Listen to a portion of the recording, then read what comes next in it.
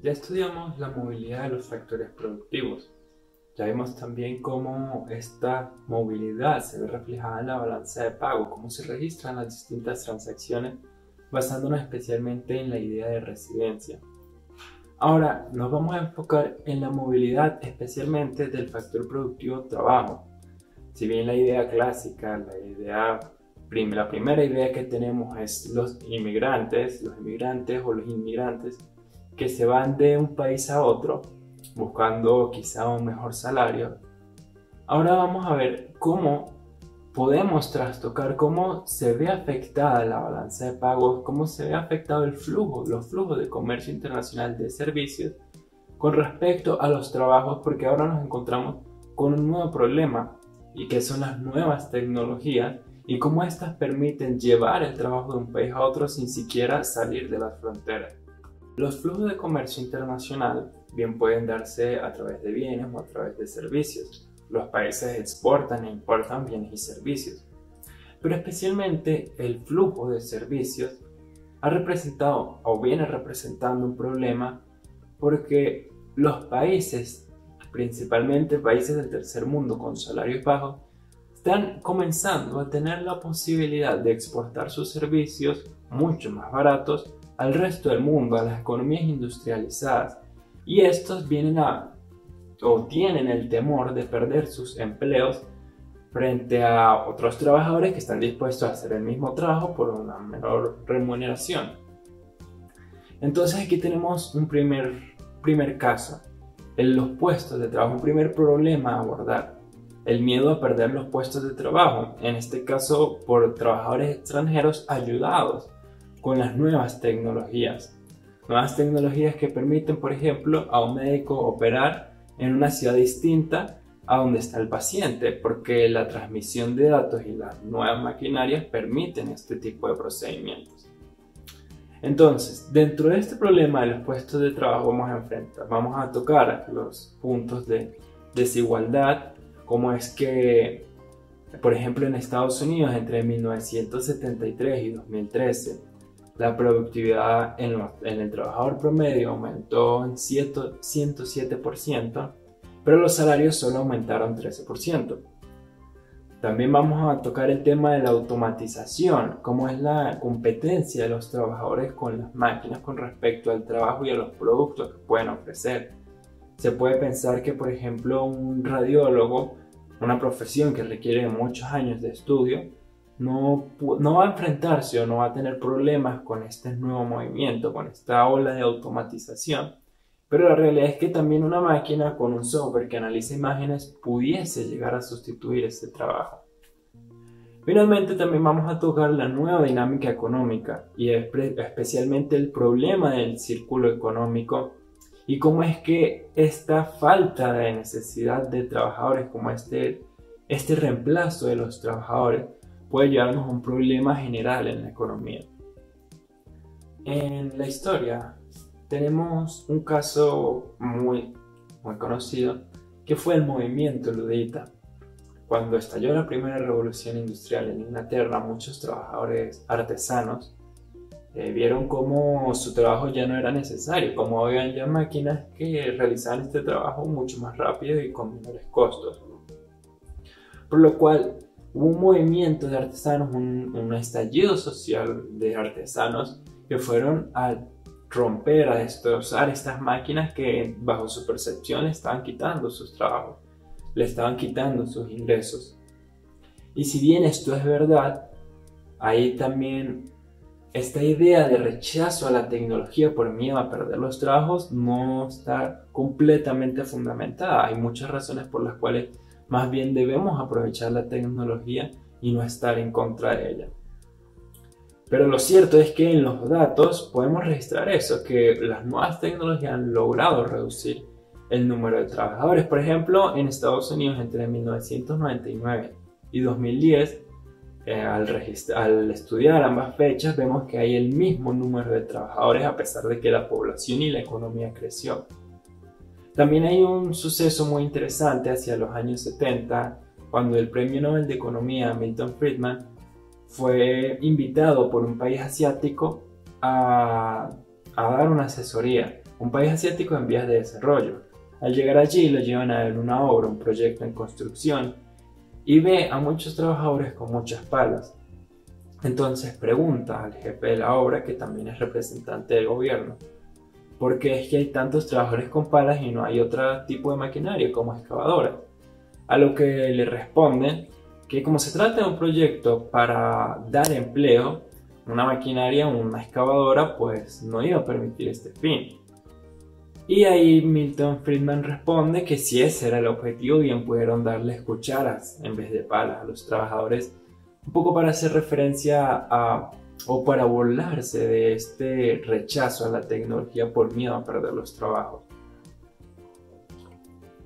En la competencia que tienen las máquinas con los trabajadores, en esta nueva oleada de automatización, vemos que al final de cuentas las máquinas o la maquinaria, las nuevas tecnologías reducen los costos y las maquinarias pueden trabajar por muchas más horas, pueden trabajar 24 horas seguidas si es necesario.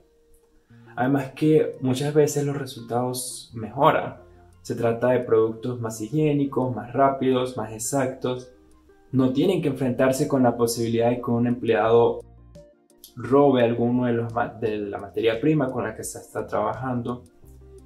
Y si bien es cierto que estas nuevas maquinarias llevan a nuevos trabajos porque hace falta alguien que opere la máquina, alguien que diseñe la máquina, alguien que la repare, lo cierto es que el número de trabajadores que se producen o los nuevos trabajadores, los nuevos empleos son limitados y no son tantos como los que se están dejando atrás.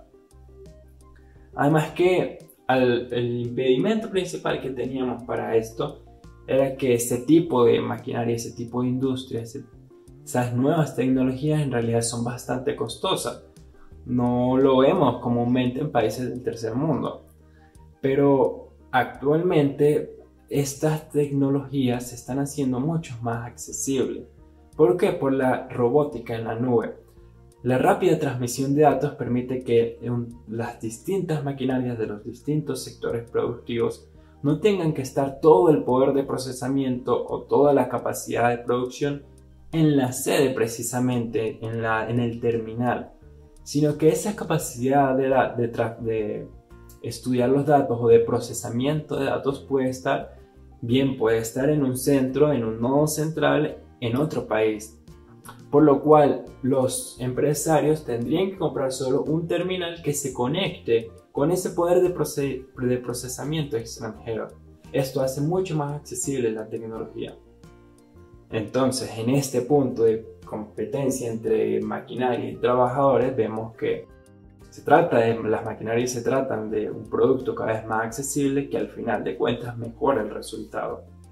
Y especialmente en el caso de los países industrializados, no se está compitiendo solo con las máquinas, sino que, como les dije al principio de este video, la rápida transmisión de datos ha permitido lo que se conoce como deslocalización de los trabajos. Los trabajos se trasladan casi instantáneamente y por muy bajos costos a otros países del mundo, creando puestos de trabajo periférico, en donde, por ejemplo, un estadounidense bien podría elegir entre un médico estadounidense que cobra altos honorarios o un médico venezolano que cobra muchísimo menos por un producto o por un resultado similar. Por eso, aunque pensemos en una primera instancia que los trabajos que requieren de manipulación física están fuera de este problema, lo cierto es que no, lo cierto es que cada vez es más posible hacer trabajos remotos que requieran manipulación física. Por ejemplo, ya no se requiere ni siquiera de componente militar presente en países como Afganistán, sino que se trabaja o se desarrolla estas actividades militares a través de drones. Es inimaginable, es inconmensurable la cantidad de trabajos que bien pueden hacerse a distancia. Estos trabajos representan flujo de servicios, flujo de este factor productivo sin tener que trasladarse fuera de las fronteras del país y bien puede afectar, trastocar los ingresos o el destino de los fondos en los países industrializados, favoreciendo en este caso a los países menos industrializados no tanto por su bajo nivel de desarrollo, sino por su bajo nivel de salarios, porque logran ofrecer servicios mucho más baratos. Ahora, con respecto al problema del círculo económico, vemos que el trabajo remunerado a final de cuentas es la principal forma, el principal mecanismo por el cual se adquiere poder adquisitivo.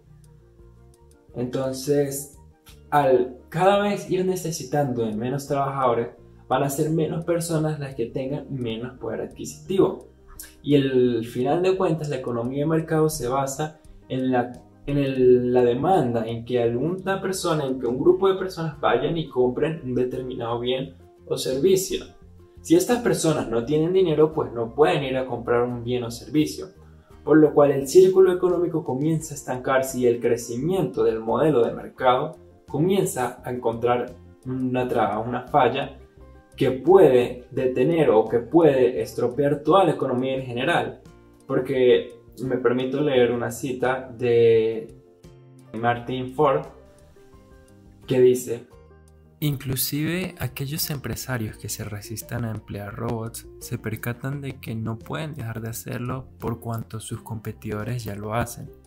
Pronto comienzan a quebrar muchas empresas, los dueños de casas ya no pueden pagar sus hipotecas, se disparan las tasas de incumplimiento en el pago de los créditos, se desploman los ingresos fiscales y aumenta enormemente la demanda de los servicios sociales, lo cual amenaza la solvencia del Estado.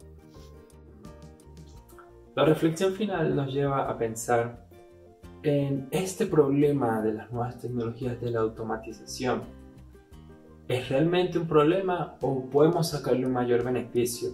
Y si vemos que el círculo económico va a fallar en algún punto, en la medida que se desplacen estos puestos de trabajo, ¿cuál podría ser la solución para mantener una estabilidad económica? ¿Y qué países pueden verse mejor o más beneficiados con esta nueva dinámica? Ya tenemos, por ejemplo, a la India, que se ha posicionado como el call center del mundo porque exporta este servicio a muchísimos países.